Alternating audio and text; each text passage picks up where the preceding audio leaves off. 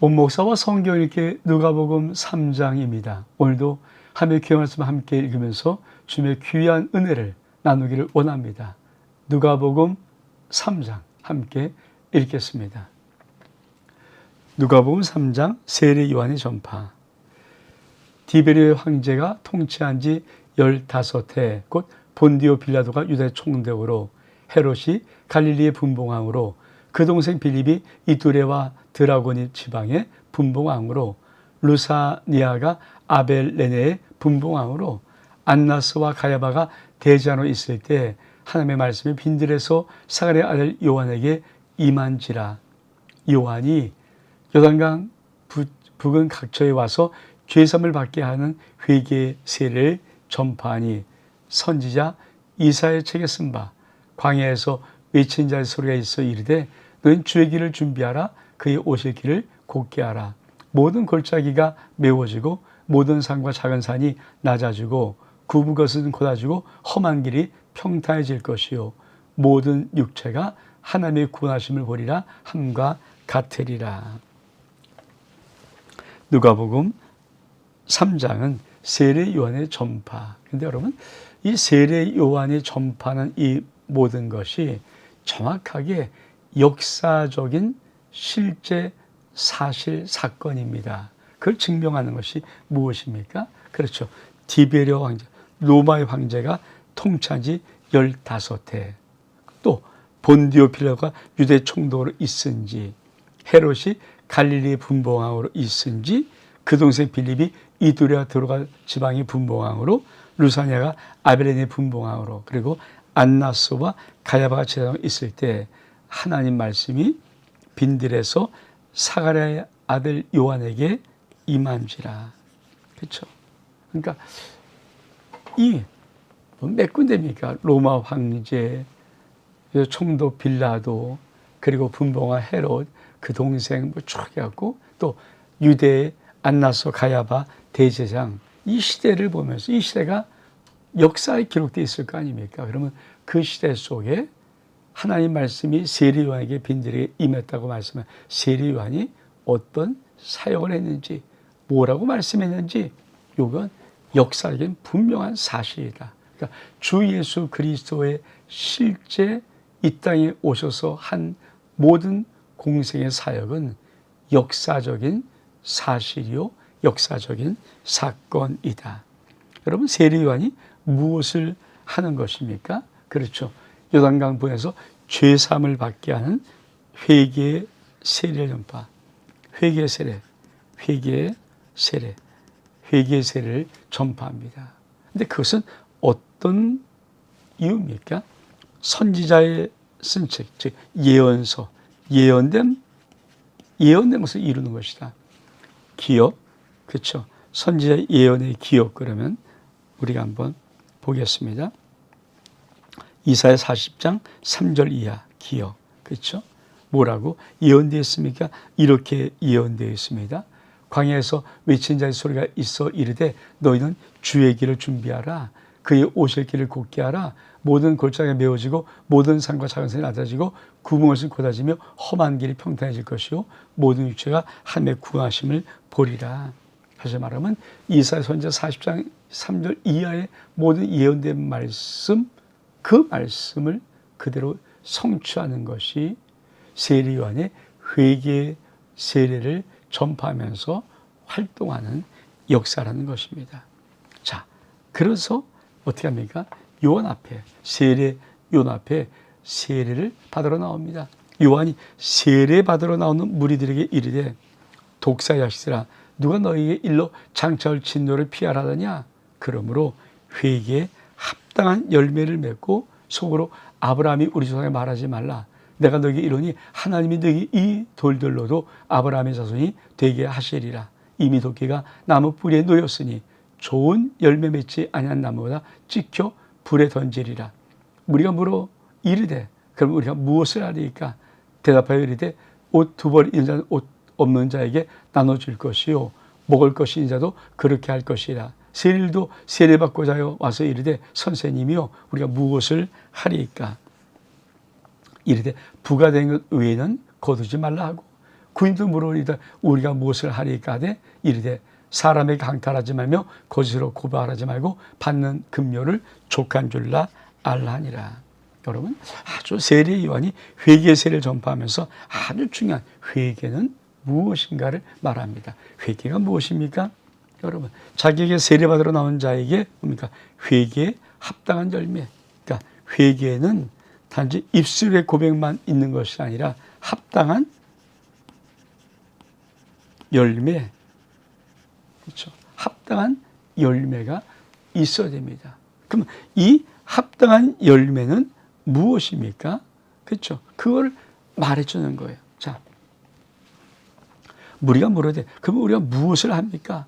자, 합당한 열매를 맺으려면 어떻게 됩니까? 그러니까 옷 두 벌인 자는 옷 없는 자에게 나눠주라. 먹을 것이냐도 그렇게 하라. 그 세일도 그러면 우리가 무엇을 해야 됩니까? 부가 된 것 외에 정해진 거면 거두지 마라. 글도 이르되 우리가 무엇을 해야 되니까 강탈하지 말고 거짓 고발하지 말고 받는 금료를 족한 줄로 알라 하니라. 여러분, 아주 세례 요한의 말을 통해서 우리는 회개라는 것이 아주 명백하게 무엇인가를 우리는 정의할 수 있습니다. 회개는 입술의 고백을 플러스하면서 반드시 회개에 합당한 열매를 맺습니다. 회개에 합당한 열매는 무엇입니까? 의로움, 정의로움으로 돌아가는 것입니다. 그러니까 잘못된, 나쁜, 악한, 타락한 그런 모든 것에서 벗어나서, 죄된 것에서 벗어나서 의의 길로 돌아서는 것을 분명히 말하고 있습니다. 그러면서 그 다음 단락은 뭐라고 말씀하십니까? 백성이 바라고 기다림으로 모든 사람이 요한이 혹 그리스도신가를 심중에 생각하니 16절 요한이 모든 사람에게 대답하여 이르되 나는 물로 너에게 세례를 베풀거니와 나보다 능력이 많은 신이가 오시나니 나는 그의 신발끈을 풀기도 감당하지 못하겠노라. 그는 성령과 불로 너에게 세례를 베푸실 것이요 손에 키를 들고 자기 타작마당을 정하게 하사 알곡은 모아 곡간에 들이고 쭉정이는 꺼지지 않는 불 지옥불에 태우시리라. 그러면 이 세례요한이 워낙 강하게 말하고 회개세를 주니까 사람들의 마음속에는 혹시 우리가 기다리는 메시아가 세례요한이 아닌가? 그럴 때 세례요한이 그것을 알고 나는 물로 세례를 준다. 그렇죠? 이게 요겁니다. 나는 물로 세례를 너에게 베풀거니와 내 뒤에 오시느니 난 그의 능력을 감당할 수 없고 신발끈도 매기 힘든데 그는 성령과 불로. 그러므로 예수의 세례는 성령과 불 세례입니다. 많은 크리스찬들이 교회에서 물 세례 받음으로, 그렇죠? 성부, 성령, 성령의 물 세례 받음으로 난 크리스찬 돼서 확실히 맞습니다. 근데 여러분 그때 물 세례 플러스 성령과 불 세례가 함께 있음을 꼭 기억해야 됩니다. 그분은 오셔서 곡간은 알곡은 곡간에 쭉정이는 불에 태워 버리신다는 걸 말씀합니다. 자, 그 다음 단락은 또 어떤 말씀이 있습니까? 18절에 또 그 밖에 여러 가지로 권하여 백성의 좋은 소식을 전하였으나 분봉한 헤롯은 자기 동생의 아내 헤로디아의 일과 또 자기가 행한 모든 악한 일로 말미암아 요한에게 책망을 받고 이 위에 한 가지 악을 통하는데 요한을 옥에 가두니라. 그렇죠? 세례 요한이 옥에 갇힌 사건이 나옵니다. 자, 세례 요한이 옥에 갇히면 이제 누가 등장합니까? 예수 그리스도. 어떻게 등장합니까? 자, 백성이 다 세례를 받을 때 예수 세례를 받으시고 기도하실 때 하늘이 열리며 성령이 불같이 같은 형체로 그 위에 강림하시더니 하늘로부터 소리가 나기를 너는 내 사랑하는 아들이야 내가 너를 기뻐하노라 하시니라. 저는 참 우리 주 예수 그리스도 왜 세례 요한에게 회개의 세례를 왜 전파했을까요? 기본적으로 그렇죠. 주의기를 예비하면서 하나님의 백성들이 회개함으로 하나님께 돌아오기를 원하는 기본적이지만 또 세례 요한의 회개의 세례의 자리 속에 예수님이 세례 받으실 때 그렇죠. 이 회개의 세례 자리는 어떤 자리입니까? 예수님을 그 백성에게 소개한 자리. 증명한 자리죠. 이분이 바로 하나님의 아들임을. 세례 요한은 그 세례를 통해서, 왜? 그가 세례할 때 하늘이 열리고 성이 빌같이 임하시면서 이는 내 사랑하는 아들이요 내 기뻐한 자라, 이 말씀을 통해서 오히려 예수의 세례는, 그렇죠, 하나님의 자기 아들 메시아의 증명 세례입니다. 그리고 와서 그 다음 달은 뭘까요? 예수의 족보. 마태복음에 나왔던 예수의 족보가 나오기 시작합니다. 예수께서 가르치심을 시작할 때 30세쯤 되시니라. 사람이 안대로 요셉의 아들이니, 요셉의 이는 헬리요, 그 위는 마따시요, 그 위는 레위요, 그 위는 멜기요, 그 위는 안나요, 그 위는 요셉이요, 그 위는 마따디아요, 그 위는 아모스요, 그 위는 나오미요, 그 위는 에슬리요, 그 위는 낫게요, 그 위는 마하시요, 그 위는 마따디아요, 그 위는 서모인이요, 그 위는 요셉이요, 그 위는 요다요, 그 위는 요아나니요, 그 위는 레사요, 그 위는 수르바벨이요, 그 위는 스알디요, 그 위는 레디요, 그 위는 멜기요, 그 위는 아띠요, 그 위는 고삼이요, 그 위는 엘마담이요, 그 위는 엘르요요, 그 위는 예소요, 그 위는 엘리에서요, 그 위는 요림이요, 그 위는 마따시요, 그 위는 레위요, 그 위는 시몬이요, 그 위는 유다요, 그 위는 요셉이요, 그 위는 요남이요, 그 위는 엘리아김이요, 그 위는 멜레아요, 그 위는 맨나요, 그 위는 마따다요, 그 위는 나단이요, 그 위는 다윗이요, 그 위는 이세요, 그 위는 오벳이요, 그 위는 보아스요, 그 위는 살몬이요, 그 위는 나손이요, 그 위는 아베나답이요, 그 위는 아니오요, 그 위는 헤스론이요, 그 위는 베레스요, 그 위는 유다요, 그 위는 야곱이요, 그 위는 이삭이요, 그 위는 아브라함이요, 그 위는 데라요, 그 위는 나흘이요, 그 위는 수르기요, 그 위는 르요, 그 위는 벨렉이요, 그 위는 헤보요, 그 위는 살라요, 그 위는 가이난이요, 그 위는 아바삭이요, 그 위는 셈이요, 그 위는 노아요, 그 위는 레멕이요, 그 위는 무드셀라요, 그 위는 에녹이요, 그 위는 야렛이요, 그 위는 마할랄레요, 그 위는 가이난이요, 그 위는 에노스요, 그 위는 셋이요, 그 위는 아담이요, 그 위는 하나님이시니라. 마태복음과 누가복음의 족보가 달라요. 그렇죠? 그러니까 우리 읽으면서 비슷한 것도 있는데 많은 다른 단어들이 나와요. 왜 그럴까요? 이거는 정확하게 우리 한번 신학적으로 정확히 한번 정리하고 이 누가복음 3장을 마치려고 합니다.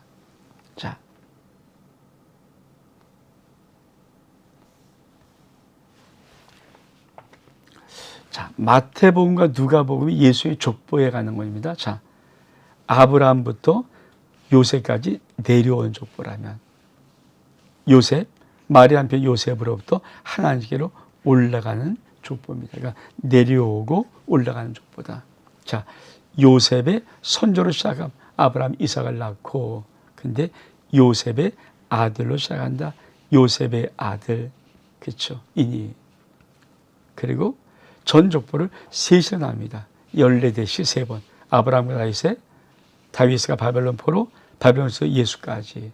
근데 누가복음 족보는 전 족보를 하나님과 관계로 서술합니다.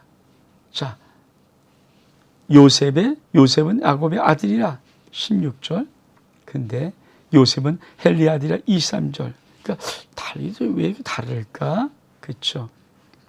요셉의 족보인데 요셉의 가계에 따라서 신학자들은 이 예수의 족보는 어머니 마리아의 족보라고 말하는 가계. 그러니까 이게 100%는 아니에요. 여러 다른 이유가 있지만, 그러니까 마리아의 족보로 보는 일반적인 것도 있다는 걸 기억하시면 되고요. 유대인은 성격이 강합니다. 아브라함까지만. 그러나 이방인은 족보입니다. 노아, 아담까지 올라갑니다. 결국은 어디가 하나님까지 올라가죠. 근데 이걸 다시 한번 정리하겠습니다. 자, 첫 번째로, 자, 족보에서 같은 사람이 다른 이름을 가지는 경우들이 있다. 첫 번째. 그러니까 같은, 아까 요거 말하는 것처럼 요셉의 야곱의 아들이라는데 헬리 아니라 이렇게 다른 것. 그러니까 마태와 누가복음의 차이 속에 같은 사람인데 다른 이름을 가지고 있다. 이것은 여러 가지 많은 그 당시에 그것을 보면서 우리가 알 수 있는 것이고요. 두 번째로 양자 제도나 수원 제도 때문에 족보의 차이가 있을 수 있다는 것. 양자 제도, 수원 제도. 그러니까 내려오는 족보 속에 하나는 법적인 계통이고 하나는 실제적인 사람의 이름의 계통이라는 것. 그러니까 신학자들이 이제 하는 거예요. 세 번째로 누가복음의 족보는 요셉의 족보가 아니라 말의 족보도 모른다.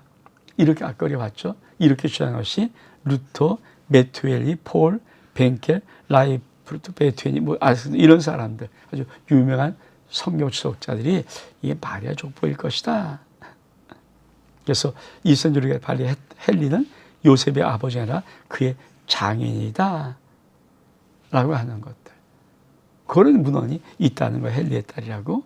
자, 예수의 족보는 예수의 인성, 그 사람이심을 증거합니다. 그래서 아담까지 올라가고 결국 아담을 향해 하나님까지로 올라가는 거죠. 또 마태복음의 족보같이 노아의 족보도 예수님을 다윗과 아브라함을 연결시킨 것은 그가 구약의 성경의 메시아, 예수님은 메시아다. 이걸 증명하는 것이고요. 자, 그 다음에 마지막으로 누가는 메시아 족보를 인류에서 아담까지 거슬러 올라간다. 메시아의 예언은 뭡니까? 하나님의 에덴동에서 뱀에게 여자의 후손이 내 머리를 상하게 하시다. 창세기 3장 15절 첫 원복음, 오리지널 가스펠, 거기서 나타났다. 그래서 예수께서는 그 여자의 후손으로 오셨다. 그러니까 마태복음과 누가복음의 이 족보의 차이가 있다. 그러니까 그냥 일반적으로 제일 쉽게는 요셉의 족보고 이건 어머니 마리아의 족보일 것 같다. 이거 100%가 아닙니다. 100%가 아니고요. 그냥 여러 가지 의미에서 어떻든 이 마태는 아브라함에서 내려오는 것이고 요셉으로 시작해서 계속 올라가서 어디까지? 아담과 하나님까지. 그런 차이가 있음을 알고 이것을 그냥 넘어가면 좋겠습니다. 왜냐하면 신학자들이 많은 의견들이 나와요. 우리가 좀 봤던 것이 대부분 일반론적인 의견들을 집약해 본 것인데, 여러분 어떻든 예수 그리스도는 하나님이 이 땅에 메시아로 보낸 창세기 3장 15절 말씀에 여자의 후손, 그 후손으로 온 인간 되어 오신 예수 그리스도, 이것을 누가복음이 말하고 있습니다. 온 목사와 성경 읽기 누가복음 3장 여기서 마칩니다. 샬롬.